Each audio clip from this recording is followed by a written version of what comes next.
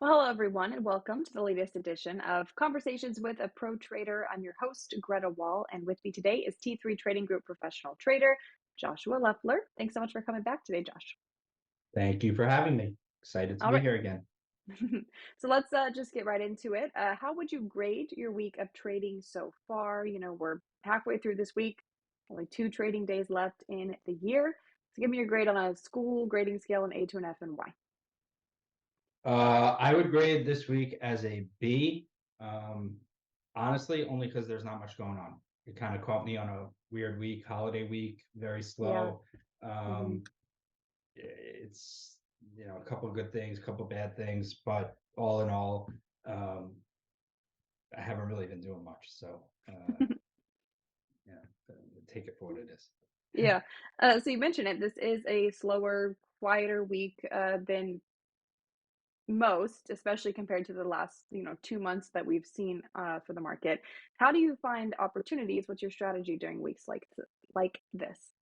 Yeah, I mean, I think this could happen. My strategy during a week like this is just to stay out of trouble. The Hmm. last thing I want to do is, do something stupid that, I'm going to lose a lot of money or give back a lot of money um, to kind of put a damper on, what's been a decent year. Um, Hmm.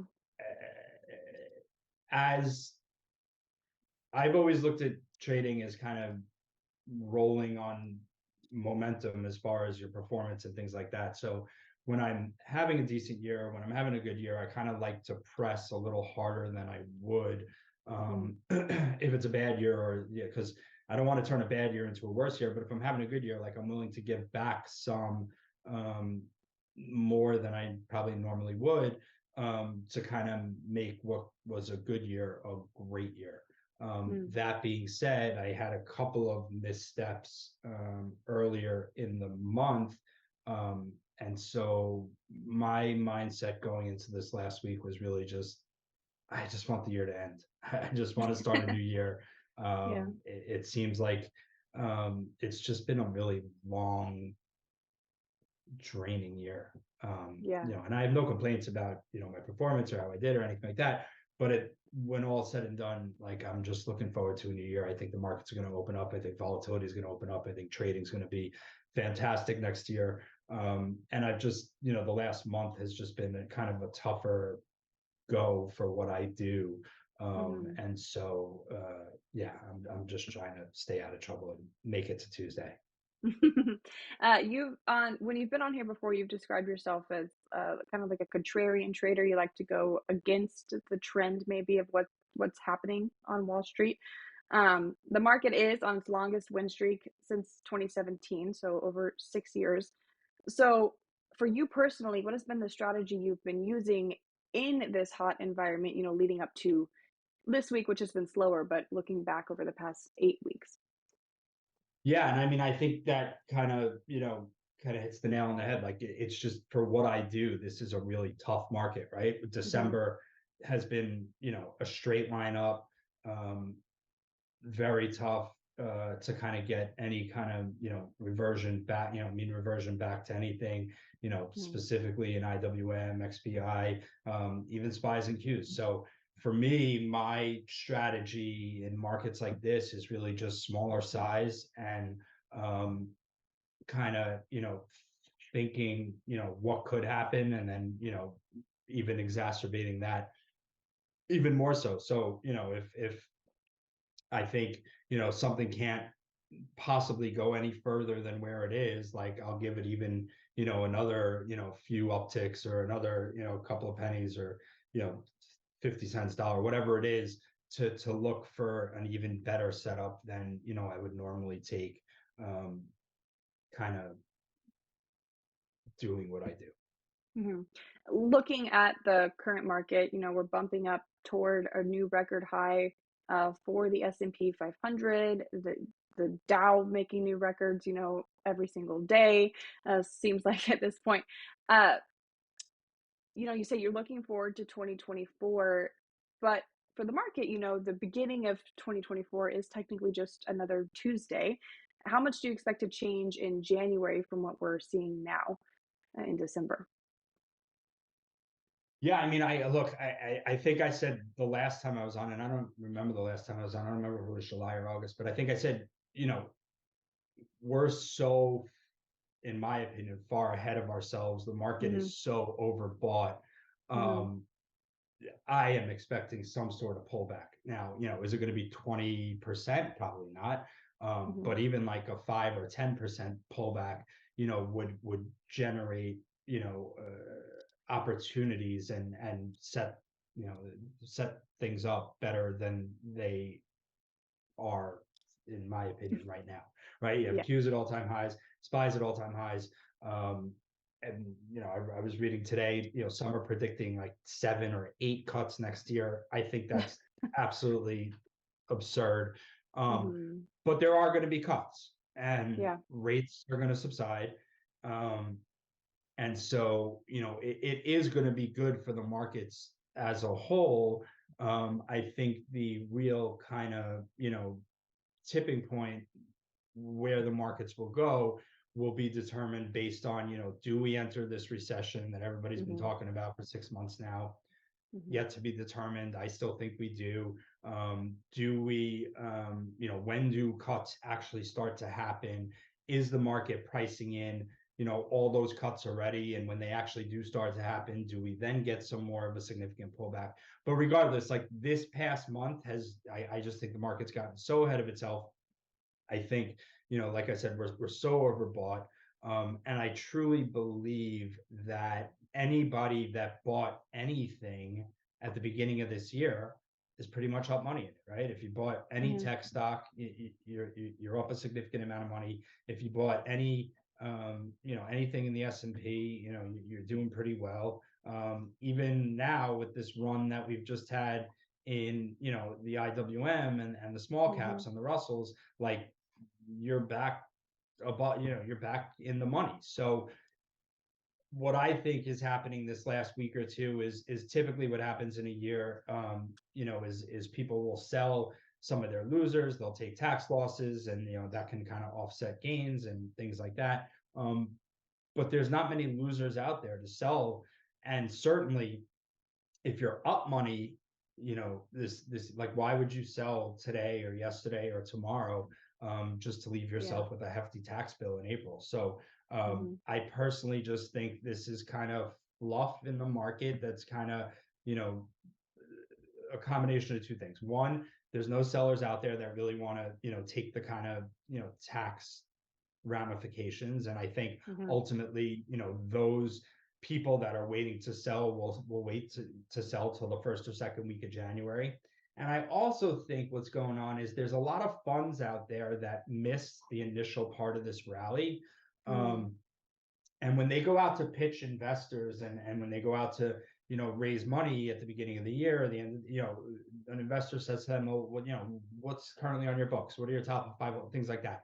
And so excuse me, what a lot of times what'll happen is funds will just buy stuff, like they don't care what price they're buying it at, but they'll buy stuff here to kind of just have the things on their books, right? yeah. So when they go out to an investor and the investor says to them, well, how come you don't have a ton of SPY, that's at all-time highs, like they're like, well, we do, it's on our books. They don't really get into, well, we just bought it, 2 weeks ago. But they can show that it's one of their holdings. Some of the Dow stocks that, like this Boeing and things like that. Like, you know, anybody that doesn't have Boeing on their books after this last move, or, even some of these stupid things like AFRM or things like that, like investors will look at them and say, well, like, where were you? Like, why'd you miss this? So I think Mhm, it's kind of a combination of two things. I think it's like, waiting to sell for tax ramifications, kind of the opposite of tax loss selling, as well as like funds and things like that, kind of putting these things on their books, market it up so that they can basically show, to their investors, and when they're going out to raise money, like, yeah, we did well, and we have all the names you want to be in. We have Apple on the books, we have, Microsoft, all these things. And so mhm, I think that's kind of what the combination of what's going on now is. So I fully anticipate January we will get some pullback. I don't know how deep it'll be. I don't know how big of the correction will be. I personally think it'll probably happen in SPY and Qs more so than IWM, but I think IWM will correct, as will XBI as well. Um, but I think those are probably the two sectors that have the most opportunity still into 2024. If you look at Qs at all-time highs, or right on all-time highs, SPYs within millimeters of all time, right there at all-time highs. Mm-hmm. But then you look at IWM, which has had a ridiculous rally off the bottom since November, but is still a good 40 points away from its highs from September of 2022. You have XBI, which has had a great run from the bottom of November, but that one is you're talking about $100 off its highs from back in 2021 when we made those highs there. So I think things that are more interest rate sensitive as rates subside now and as rates kind of start to be cut, some of these things will come into more play. I think the biggest issue with IWM and XBI as Fed was raising rates was, well, these are companies that have debt and rely on servicing their debt in order to kind of keep operations going and keep the flow going. And so there was a point where it was like, well, if how much more is the Fed raising? They keep raising, they keep raising. How much more are they raising? There's a certain point where some of these companies, you look at them and you go, okay, well, if we keep raising rates, are they actually able to service their debt, or do some of Mm. these things actually just like literally go out of business? I Yeah. think now, while nobody really knows when the first cut is going to happen or how many cuts there are, I think it's pretty safe to say that we're done raising.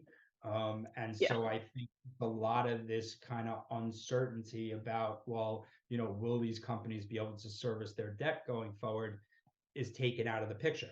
Now, will they all thrive? No.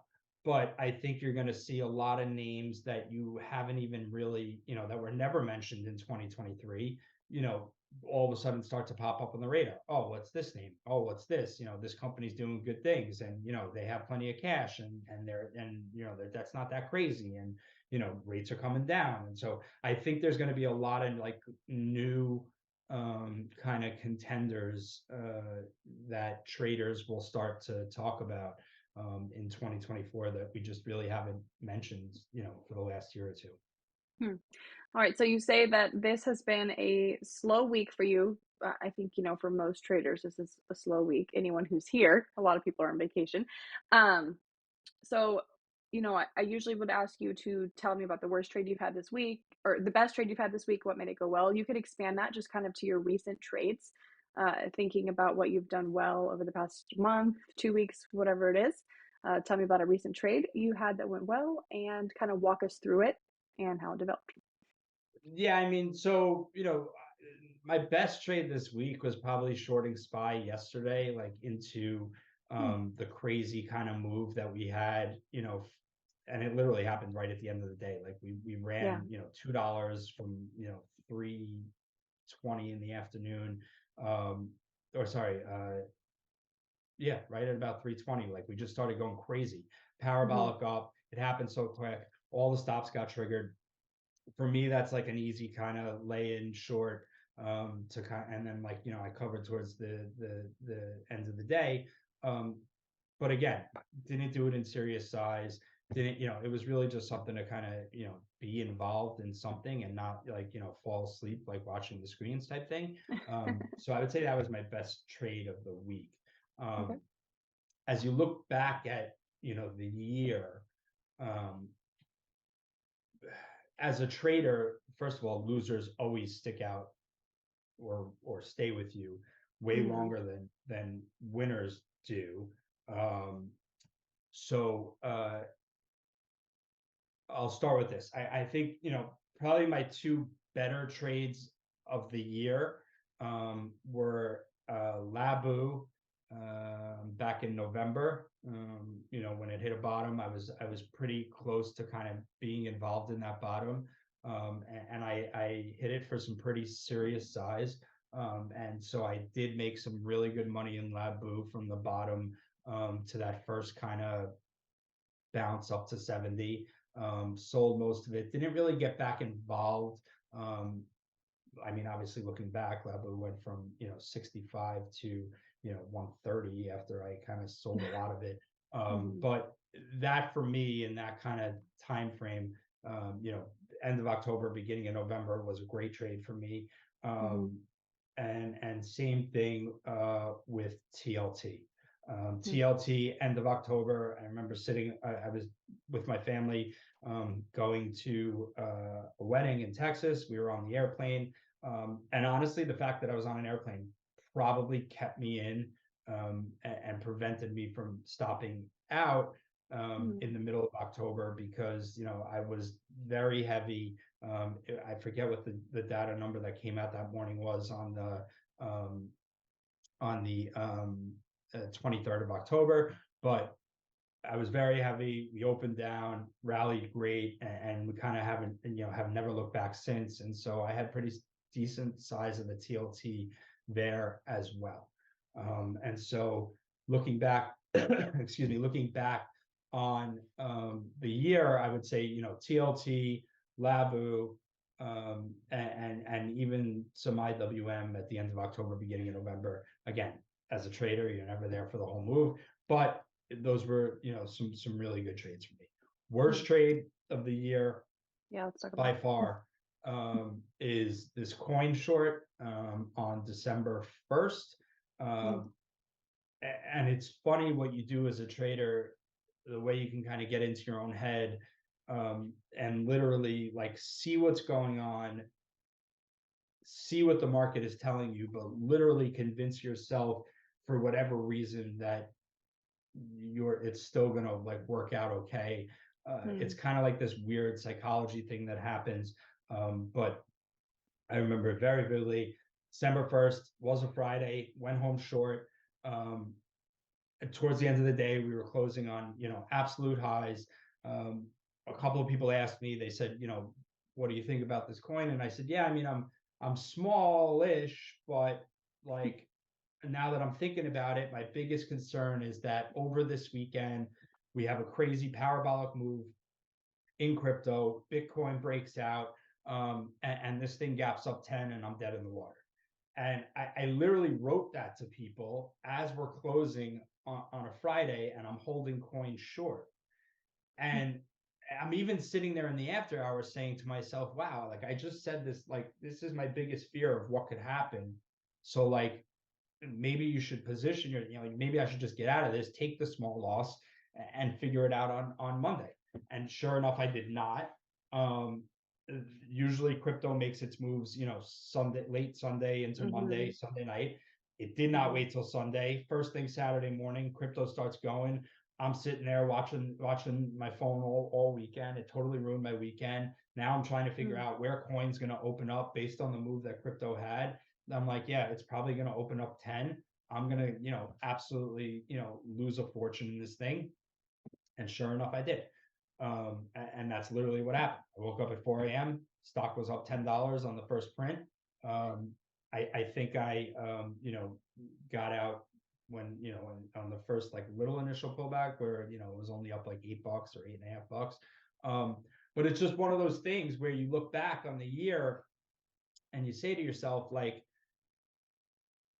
you had a thought, you thought something was going to happen, but the market showing or the stock, activity or the market, whatever you want to call it, there's so many factors that are showing you something different there. Why do you think you're smarter or know better than what the market is trying to show you? And Mhm. as traders, that's like a weird thing to kind of deal with. Um, and yeah, I mean, I definitely, learned my lesson the hard way on that one. Yeah. I think it's just, it's just one of those things where you can do that time and time again, and the market bails you out, and you don't ever like learn from it and say to yourself, like,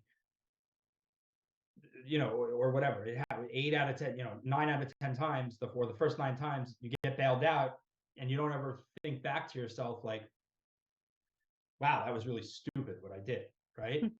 Mhm. But you almost like need to get hurt doing something like that to kind of look back and reflect and say like, wow, that really was stupid what I did.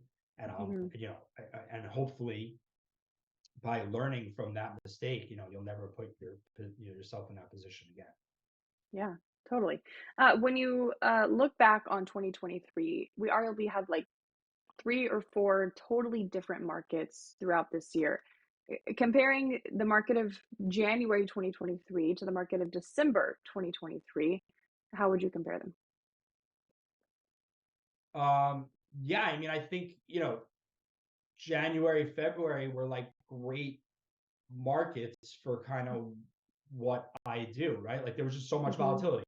We'd be up six, Yeah. down six, up six, down six. It was like every day, we close on the highs and then we gap down three, and Mhm. then excuse me, we close on the lows and then we gap up. It was just there was so much volatility and so much price action. Mhm. As a trader, I love trading price action. So January, February, kind of great market for what I do. March, April, not as much. But Mhm. even like, May, June, July, as we kind of, made that like run up, um, there were still opportunities to get short. There were still days we were down. There were still kind of pullbacks. Even in, October, like we had a decent kind of pullback. It's just Mhm. really this last kind of run from November 1st or the end of October till now, where, I look at a chart, a daily chart, and there's like, 4 or 5 red bars on a daily chart. Like, and even on the days that we didn't go up much, like that we didn't go down, like we either just went sideways or just had very small, like kind of range days. And it's just, Mhm. as a trader who trades price action, it's just very tough to kind of, you know,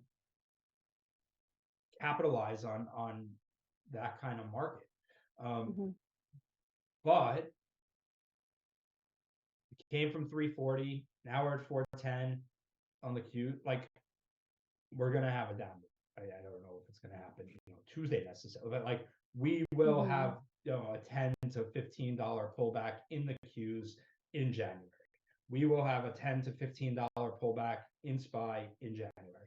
Whether or not it happens from right around here or it happens from, $15 from here is kind of obviously Mhm. yet to be determined. If I knew that, Mhm. then obviously, I probably wouldn't be sitting here with you. But it's very we're very close to some sort of pullback in my opinion.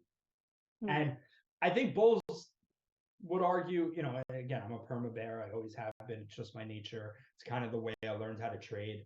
Mhm. It's a lot harder to do that than it is to be a kind of a perma bull, Yeah. because you have a lot less market participants that are on your side and things like that. But that all being said, like even bulls should be making an argument here that like they want to pull back too. Like Yeah. things can't just go up in a straight line forever, because like even as a bull, who's buying things up here? Like, Mm-mm. they're, while people might not necessarily be shorting here, they're not like racing to buy things here. Like they want pullbacks so they can add into their positions, or get into some positions that they might have missed the first couple times around, or whatever it is. So I think, everybody's in the camp that like we just need some sort of pullback to shake things up. And I think we'll get it in January. I just, like I said, from where it happens or when, I don't know, but Mhm. ultimately we'll kind of see. Looking at where the market sits now, as you said, it's obviously very overbought at this point. I don't think anyone would disagree with that. Very much so. A lot of the Fed moves in 2024, you could argue, are already priced in, which impacts, of course, the response to those moves as they happen. Do you think there's any chance that how hot the market is can also put at risk how much the Fed is actually willing to cut when they're looking at Main Street that's relatively healthy and maybe not in a recession, and Wall Street that is just so hot, that is just so, so frothy they don't want to, you know, cause more. I mean, the Fed will, the Fed will always argue, oh, we don't watch the markets. That's Yes, of BS. course. Definitely they watch the market. Like Right. that kind of statement to me that, the Fed has always kind of tried to say, like, is nonsense to me, right? Like the Fed is watching. That being said, I think, it's really just going to come down to what does,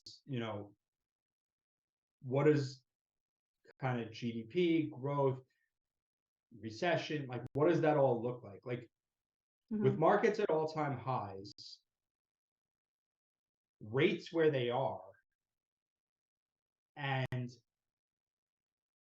consumer thriving as well or better than they ever have before, Mhm. there's no, in my opinion, there's no immediate urgency to cut. Right. The only reason there becomes an immediate urgency to cut is if we start to impact the consumer, we start to see a recession, and then it's like, okay, well, rates have been too high for too long. We Mhm. don't want to, we don't want to create a depression or deflation or, really, put things, go overboard the other way. And so they'll start to cut. Where I will find it interesting is kind of how the market reacts to the initial cut. Right. I think, when in the past, or what's on everybody's mind is, oh, the Fed's going to cut, and that's what's kind of driving this market. Mhm. And someone can make an argument like, okay, as soon as the Fed starts cutting, that's when we're off to the races. Well, what if the market like kind of takes it the other way? What if it is all priced in? Maybe not yet, but IWM another $20 higher, things like that. Like, what if it all really becomes to be fully priced in, Yeah. and we get a cut, and then the market starts going down from there as the Fed, is starting this kind of cutting process and going through this cutting process. So I think ultimately the markets will kind of tell us, what their the markets will show us what the real reaction is to what the Fed is doing. But I think, this is really these last few weeks and kind of what the market's been doing, is the market's priced to perfection. Mhm. Anything goes wrong from here, Yeah. we will start to see some selling, which will lead to some more selling, and will really shake things up. Now that could be, either they don't cut as soon as everybody thinks they do. March, again, I'm in the camp that I don't think we get a cut in March, but maybe we do. That could be what's going on, in the Middle East. If oil starts to kind of, ramp up and put some, pressure, put inflation back in the picture. That could be, what's going on in the Middle East with some of these, shipping stuff, and if if you can't ship products and now it has to move to air freight versus dry freight on ships, and then that helps kind of re-add to inflation. That could be with Ukraine and Russia. That could be with now what's going on with with Korea or with China. And there's a lot of things that are kind of like overhanging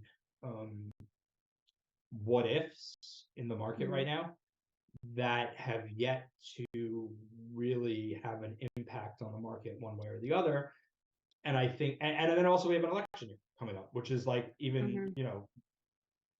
throws things like really into a what if. So Mhm. I think 2024 is going to be more of a year of uncertainty. I think markets are priced to perfection right now. Look, could everything go right? And we look back a year from now and SPY is at 600. I mean, I guess, but I don't think that is going to happen. But stranger things have happened. That's what makes Yeah. markets. True, true.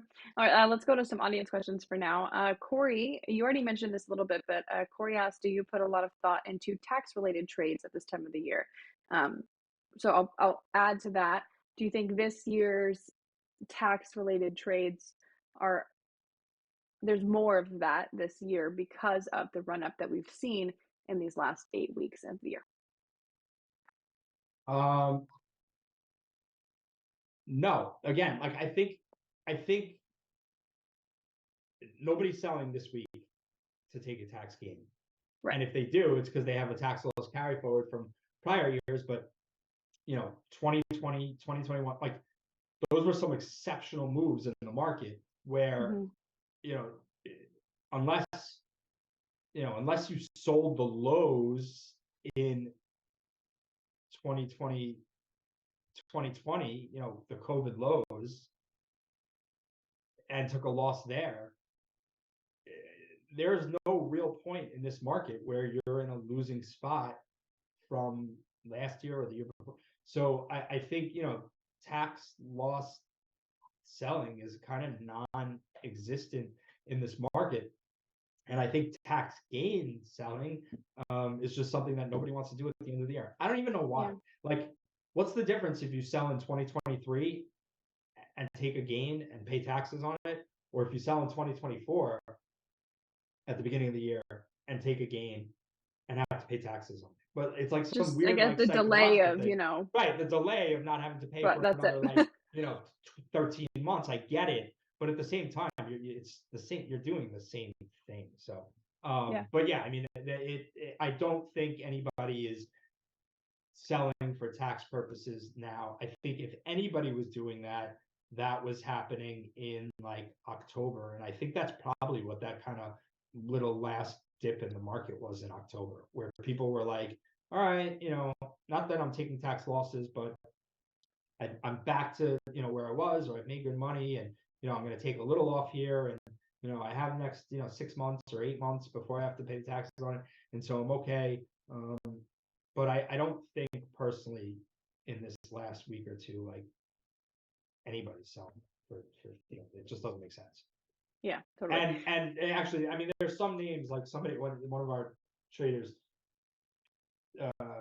messaged me on the side earlier today, and he was like, look at this Crocs, like, do you think this is tax loss selling? And I'm like, yeah, actually that's one that might actually be tax loss selling. Mm. Like, you go back to January 1st and Crocs was 125 or whatever it was, and then you go to last week or 2 weeks ago and it's 110. So if you bought Mhm. Crocs at the beginning of the year, you're down money on it. Like, now you look at the move that Crocs has had over the last week. Yeah, that I would make a case there that might actually be tax loss selling, right? Somebody barely got back to where they were. They're like, all right, I'm down a little bit in it. I'm going to take a loss on it. That I get. And I think the chart can also reflect it. Now, it doesn't help the fact that Nike came out with earnings and Crocs moves with Nike and Deck and ONON and things like that.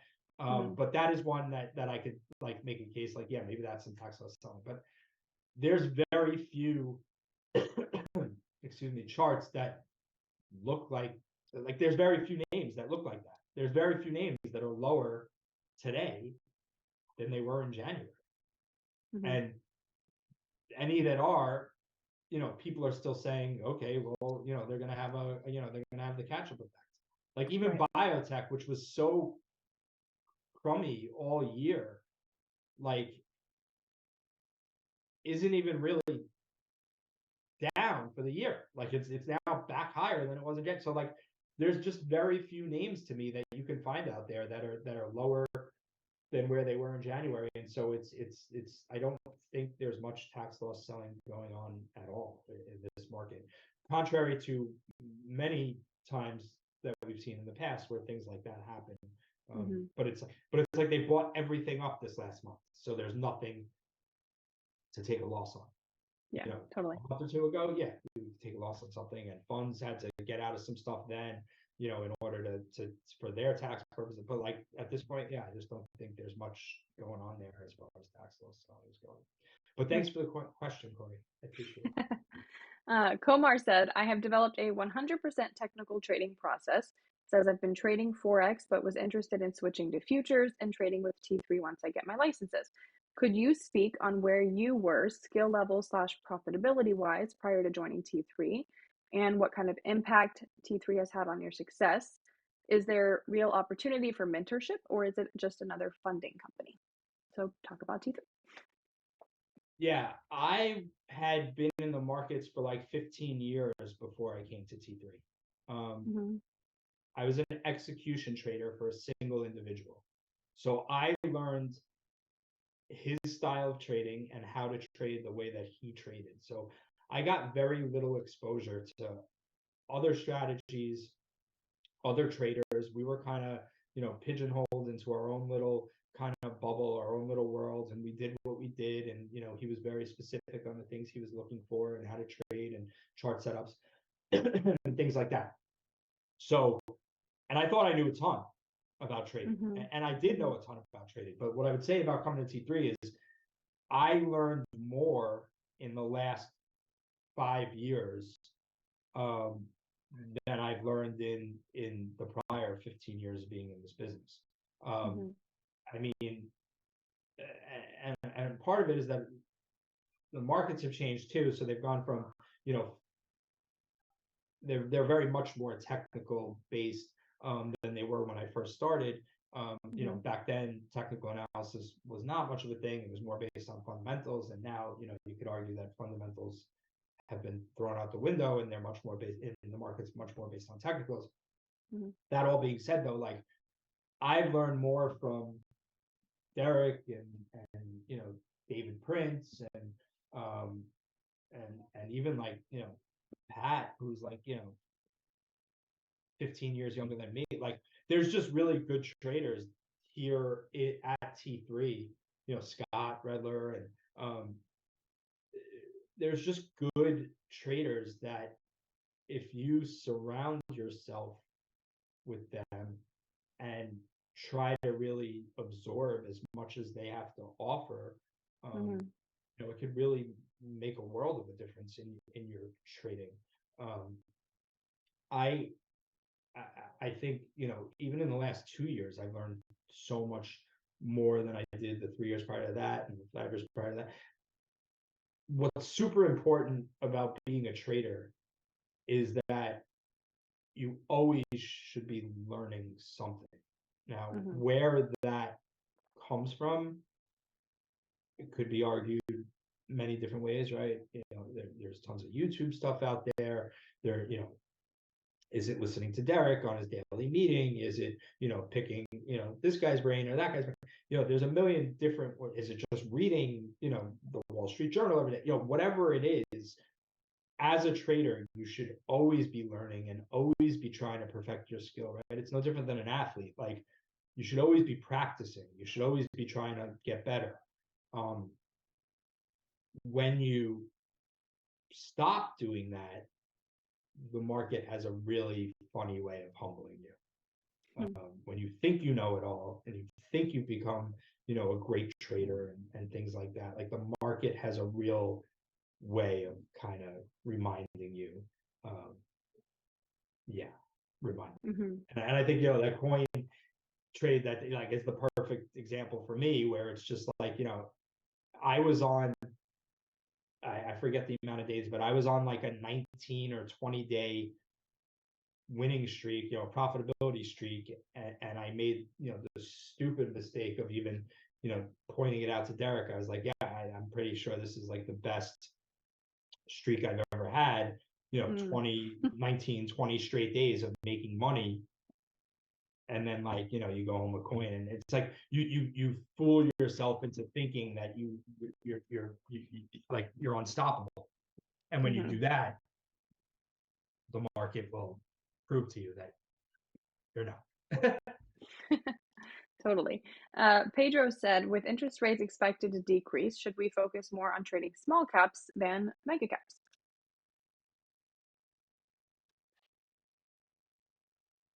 I think so. Mhm. I think so. I think the opportunity is definitely going to lie in IWM, XBI, things like that for next year. But I think in order for the market to there's going to have to be rotation, right? Like the markets are Mm-hmm. going to have to continue to rotate. There's not enough money to buy everything. Right. That's we know that that's a given, especially up here at these levels, right? Mm-hmm. So markets will continue to rotate. What you want to do as a trader is find the pockets of rotation and sit in that rotation for the 3 days that it happens or the 3 weeks that it happens, and then you want to always be rotating Mm-hmm. your kind of thought process with the market's rotation. So overall, yeah, I think there's going to be more opportunities in small caps from here for the next leg up. Mm-hmm.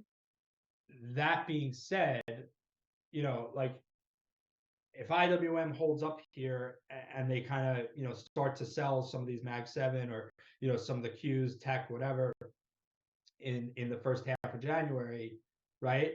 Then the first thing that will probably happen is they'll probably buy those Qs, the tech stocks back and kind of rotate out of IWM. But then, and now Qs could be at highs, and now you can have kind of a opportunity to get back into IWM to ride those back up to highs while they sell the Q. So it's not really so much as like what I'm not an investor, I'm a trader. So I can't tell you where certain things are going to be next year. I can have my predictions, but whatever. Nobody really cares about my predictions. Most of the time, they never come right anyway. But as a trader, you want to just be following the pockets of rotation, and it could Right. be a, a sector overall, right? Like tech, or it could be like an index overall, Qs, SPY, small caps, IWM, things like that. Or it literally can be as simple as sectors, right? Airlines are good for a couple of days.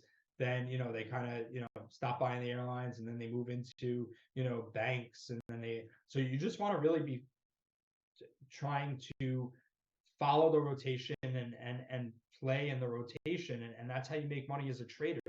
It's us as traders don't move markets, right? Pension funds and these massive amounts of money, billions of dollars. That's what. And if a pension fund decides that all of a sudden they want to put some bank exposure on, it takes them 3 to 5 days to buy these things up. They don't just go out Mm-hmm. one day and say, hey, I like Bank of America, I'm just going to buy 50 million shares today, right? They move the stock $10. Like that's just not how they do it.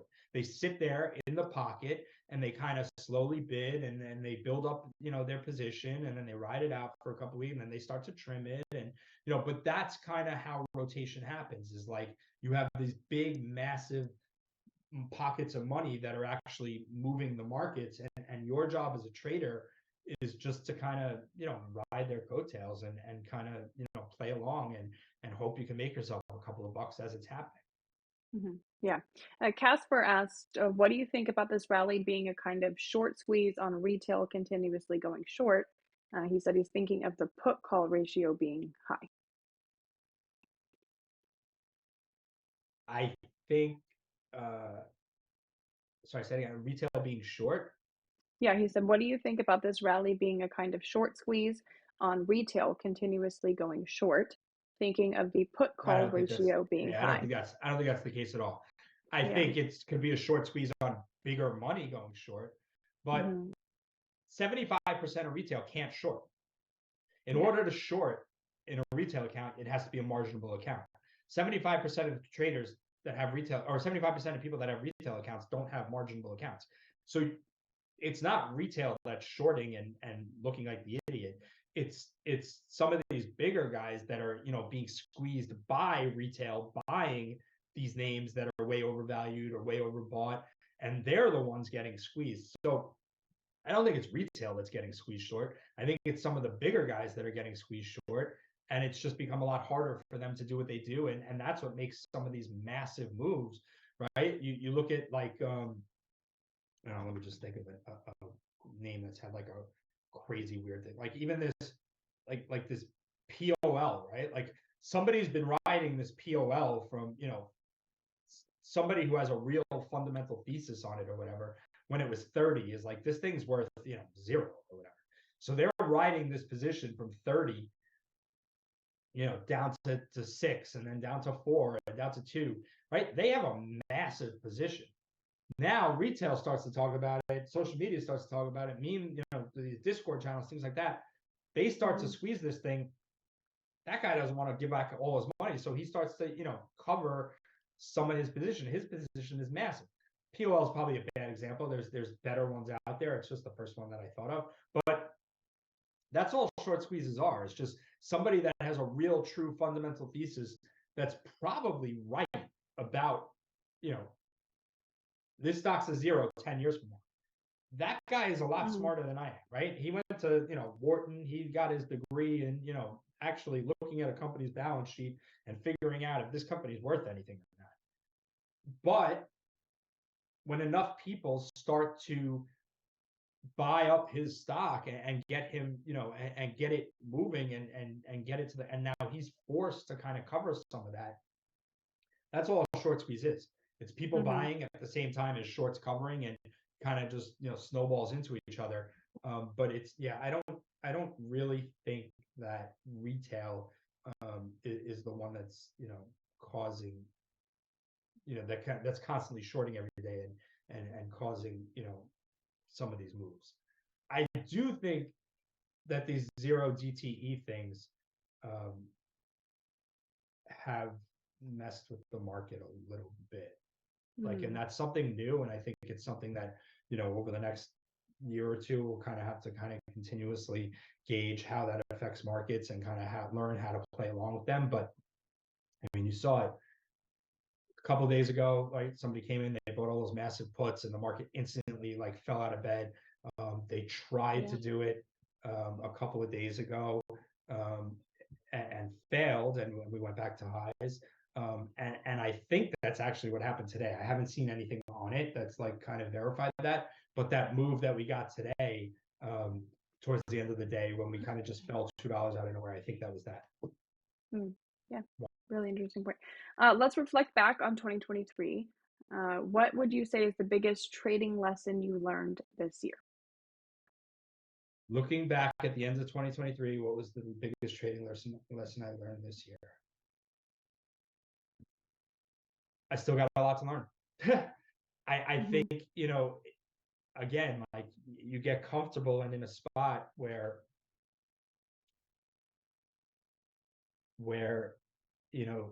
again, where things become comfortable, but to really take it to the next level, you really still need to be learning, you still need to be evolving. I have this conversation with traders all the time. There's a level of comfort that every trader has, right? And everybody's different, right? Somebody, might make $1,000 a day doing zero work, right? They wake up, they look at a couple upgrades, they look at a couple of charts. For them, $1,000 a day is very easy to come by, right? And then there's other traders, excuse me, that do the same thing with $200 a day, right? Whatever it is. But there's a reason it's easy, and there's a reason they don't have to do work to do that. But that same guy can't just all of a sudden go and 10x his size and expect to make 10x the returns by not changing anything, right? So it's important as a trader to just always be perfecting your skills, always be growing, always be, pushing yourself. And when all is said and done, and there's arguments on this, but I don't believe that trading should be easy, right? I don't believe anything comes easy. If it's truly going to be fulfilling and rewarding, there has to be some pain. There has to be some growing pains, and it's not going to come easy. If it did, right, instead of having, 600 traders, I'd have 6,000 traders. And if it did, everybody would be a trader. The line would be out the door to throw money into. It's just, it's not an easy business. And I don't care about all these people on social media and on Twitter. They're like, oh, I made $1 bazillion. I don't believe any of that. true trading is, in my opinion, no different than being a professional athlete. Mhm.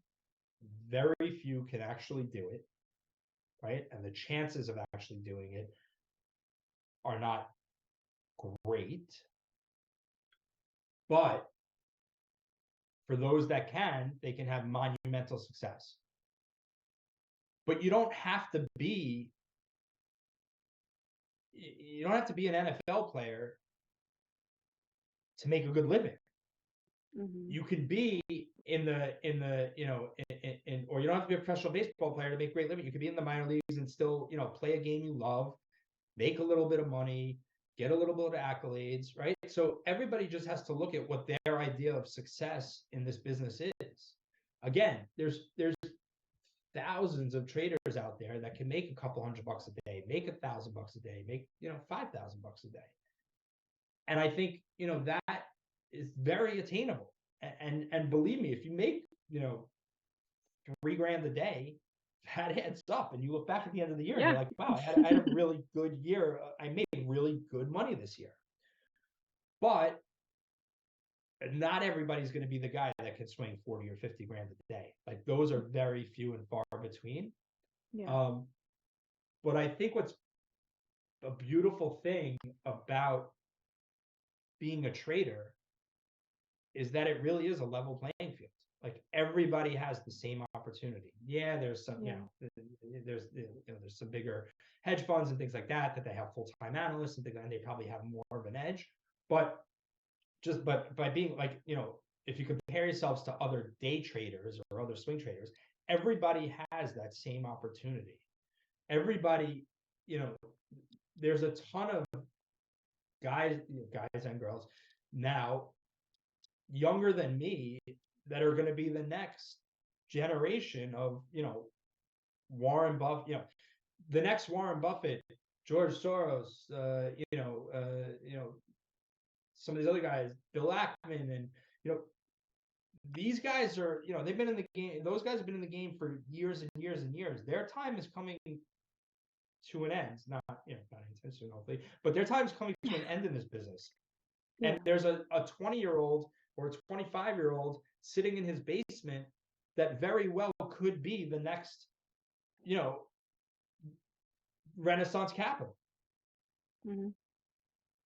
But in order to get to that point, you have to just kind of put in the work day in and day out.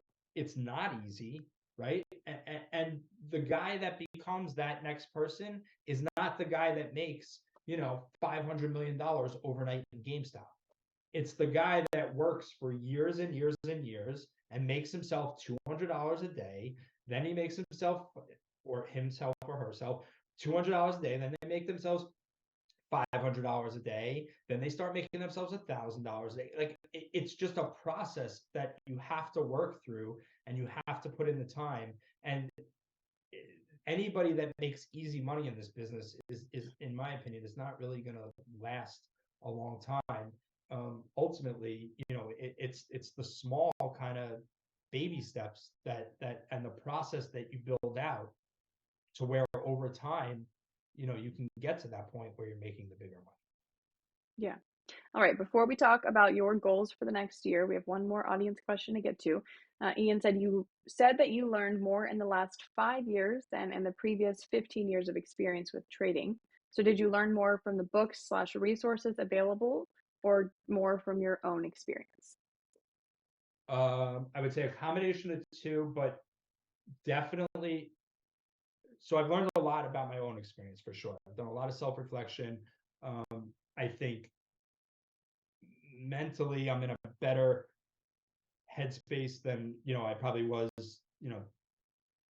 10 years ago. 10 years ago I was trading for somebody else. We were trading a couple $100 million a day. Like it was a very stressful, high Hmm. intensity kind of thing where I had no kind of personal life and I was kind of like a zombie to the screen.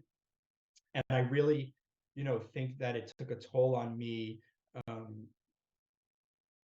personally, which puts a damper on your trading.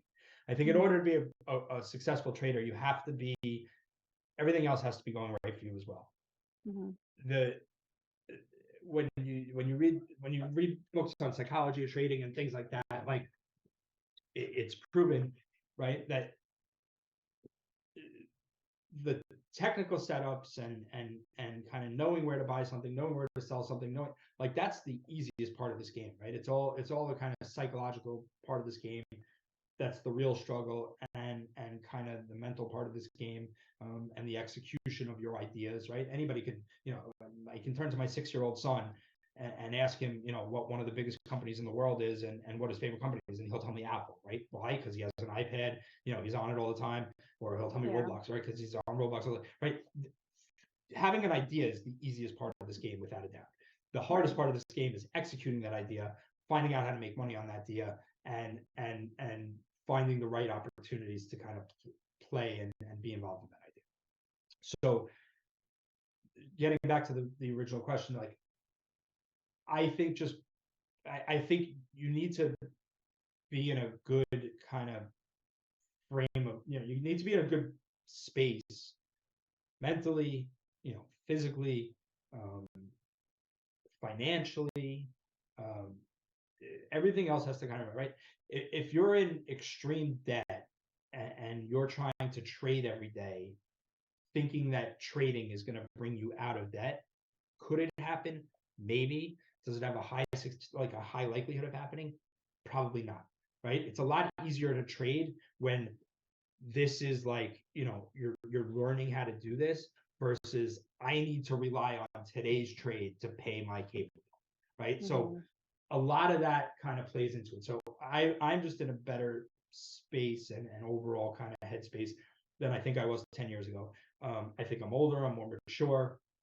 Actually, a lot would probably argue that I'm not so mature, but I'm more mature than I was 10 years ago. And I just think that I've learned a lot about myself, and kind of, right, like, I'm, I don't play momentum because I'm a cheap person by nature, right? Something was just 410, now it's 415. I'm not buying it 415 because I want to know where my discount was when it was 410, right? Like that, I've learned that about my own personality. Mm. I'm a perma bear, right? I'm grumpy. I have, I'm always like, got a little bit of an attitude. Like, I'm a perma bear, right? So I learned that, Mhm. shorting for me is a lot more comfortable than, buying things when everybody else is buying them. Like, things like that you learn about yourself, I think translates into your trading. So I'll start with that. I learned a ton about myself over the last 10 years that I think is going to help not only today, but in the next 10 years of my trading career. But the resources that I've surrounded myself with, I think are also, probably even more so a huge benefit. I've learned Mhm. more from Derek, uh, who runs our trading desk, on the prop side. I've learned more from him in the last 5 years than I ever knew about the markets. Stupid things, right? How to trade extension off of an ADMA. What's an inside bar look like? What does the setup on an inside bar look like? What's the proper buy on that? What's the proper out on that? What's your actual risk there? How do you calculate, share size based on space risk? And, all these things that, the first 15 years of my career were just feel trading, right? Mm. I've now been able to sharpen that feel by adding like real tried and true technical things that are proven to work in the market, that I've learned from Derek and some other guys. Like, that's come a long way. And the last thing I'll say about that is, and I tell this to guys when I talk, because obviously I do business development for T3, so I'm always talking to traders about hiring new traders and things like that. Mhm. I tell the same thing to people all the time. If in your heart of hearts you truly want to be a trader and try to make a living doing this as a professional, it is next to impossible to do it yourself. You Mm. probably have a 0 chance of success if you're doing it yourself. Now, you come to a prop firm where you can surround yourself with all these resources, you can get all this extra help, resources, tutoring, mentoring, trade review, journal review, mentorship, whatever it is, peer review. Um, Does that mean that you're going to be successful trading? No, absolutely not. But it skews the probability more into your favor than if you were doing it on your own. So if you're doing it on your own, probably a zero chance of success. You join a group like T3 or any prop firm for that matter, or any group that you fit in with for that matter. It doesn't have to be my group, it could be any group. Whatever you think you're going to learn from and they're going to help you and you're going to grow with them. I think we're one of the best, but I'm just saying, like, any group that you join that can help you, all it's doing is skewing the probability more into your favor that you actually can make it as a trader. So next to impossible to do it on your own. Super important to find a group that you trust, that you value their opinion, that you think you can learn from, that you think they can help you grow. And by doing so, now maybe instead of 0% chance of success, maybe now there's a 25% chance of success. But it's still a hard business. There's still going to be the 3 out of 4 that don't make it. But as long as you're learning and kind of always developing and evolving, like, everybody's definition of success is different, right? Like, you don't necessarily have to make a ton of money to consider yourself being successful, right? You can learn a lot over a couple of years, make a little bit of money. It's more money than you had if you weren't doing this, and that helps kind of, that is also success, right? Maybe it allows you to buy your kids a couple extra Christmas presents this year, or maybe it allows you to lease a new car that you couldn't afford, if you were just had your full-time job and you didn't have trading to go hand in hand with that. Like, any extra little bit helps everybody.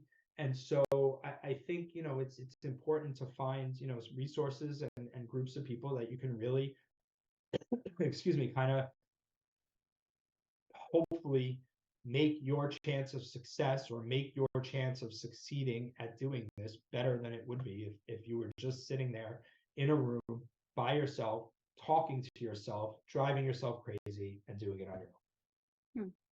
Really great. Okay.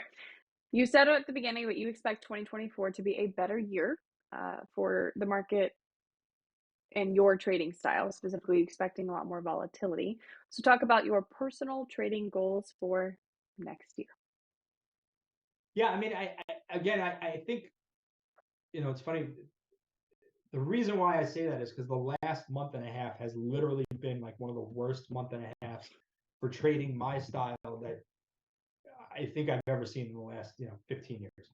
That being said, 2023 was not a bad year. Like, it was a good year for trading mean reversion, for trading price action, things like that. It just feels like the last month and a half feels like a year. And so it's like, I'm just so ready for this year to be over. Like, I can't wait for it to be over. Now, are we going to wake up January 2nd, 2024, and all of a sudden, like, a switch is going to flip and it's just going to be totally different? No, but I think just mentally, like, I'm ready for 2024. That being said, I think, I hope volatility starts to return. I hope kind of some of this wishing and praying and kind of overbought mentality and, let's just buy anything that hasn't gone up yet. Like, I think, up today is a perfect, like, wheels up. Company was going out of business. It just went from 2 to 6. Nothing's changed, right? But they just randomly this last week were like, hey, let's just buy up because, it's one of the only ones that hasn't gone yet. Like, that is just hysterical to me.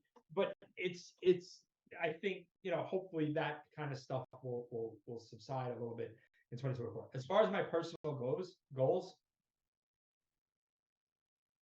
I'd like to, not make as many stupid mistakes, right? I think that's always a goal for everybody. I'd like to really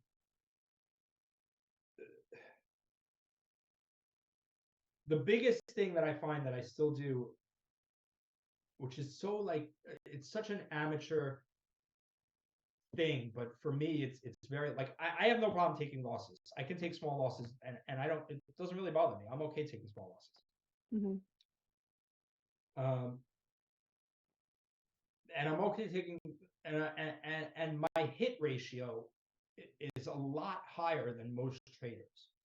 And so I take my winners a lot earlier than I should. And if I let them play out, I would make a heck of a lot more money. But the fact that my hit ratio is so high, and honestly, it's probably close to like 90%, which is like very rare for a trader. But I'm usually my hit ratio and my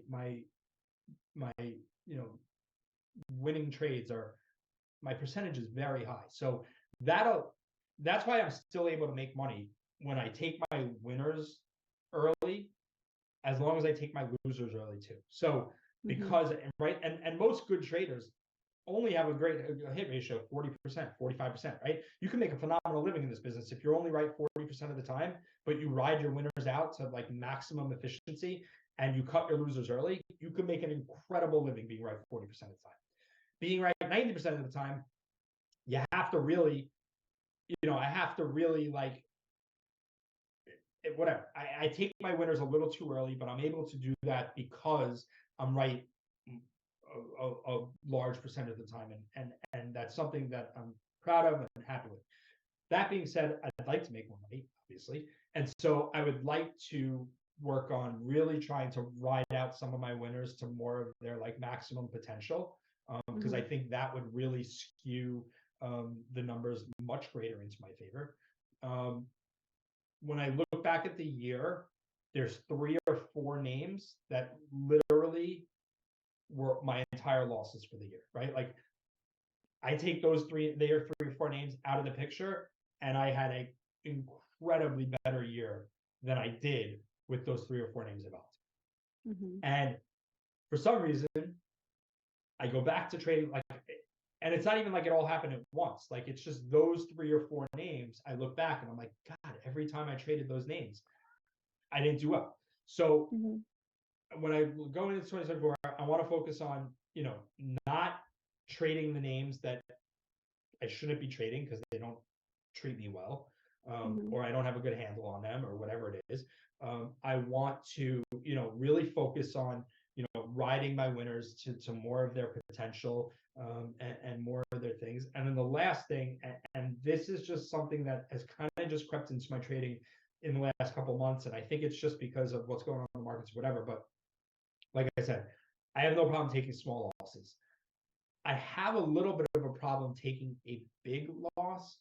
And a lot of times when I am in a position where it looks like I'm going to take a big loss, rather than just take that big loss, I will do something really stupid to minimize that loss. And it only makes things that much worse. Whether it's, I add, an uncomfortable amount of size that I'm never in to begin with, and it's like, why would you, I'm not comfortable trading that size or whatever. So those are really the things that I'm trying to perfect in 2024.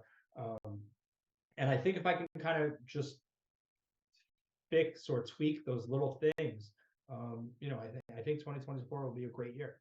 I don't see, why it shouldn't. Look, you get to a point in this game, right, where doing what you do should make money, right? Like if you have a strategy, or you have, or if you look at this over the next 30 years, like net to net, you should make money once you're past kind of the amateurish stage. So as long as you don't kind of do anything to kind of screw that up, you just got to stick with the plan. You just got to stick with the grind, and yeah, you'll have some losing days, yeah, you'll have some winning days, but like net to net, you should come out ahead if you've kind of perfected your skills early on to be doing the right thing, and not just be taking random shots on you know flipping a coin, and maybe this goes up, maybe this goes down, right? There should always be a reason, a rhyme, a reason, a game plan for anything you get Mm-hmm. involved in, Mm-hmm. and as long as you stick to that game plan, there's no reason why it shouldn't work out for you. Yeah, great. All right, we are over time here. This was a great discussion. Thank you so much, Josh, for joining me for the last edition of Conversations with a Pro Trader for 2023. We're going to take a little bit of a break at the beginning of the year, but we will be back with more traders soon. So I hope you have a great rest of your 2023, Josh, and a great start to your 2024. Happy Thank New you Year. very much. Happy New Year, everybody. All right, thanks. Yeah.